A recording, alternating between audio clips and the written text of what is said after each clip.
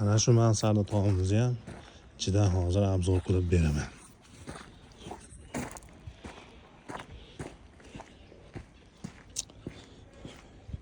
Ko'pchilik shu uyni proyektini so'rayapti.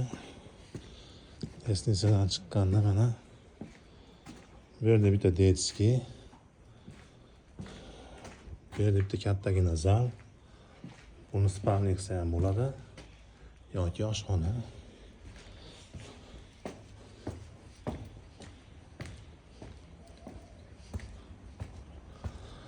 Mansarda tomimizga mana shundoq chiqqanda e'tibor beringlar, 8 metrga 12 metr kattagina joy bo'lgan. Xohlaganda qilib bo'lib olsa bo'laveradi. Akana plani va'damda bitta bo'ladi. Narigina bitta bo'ladi, mayer hol. Buni bo'yi ham juda yaxshi bo'lgan.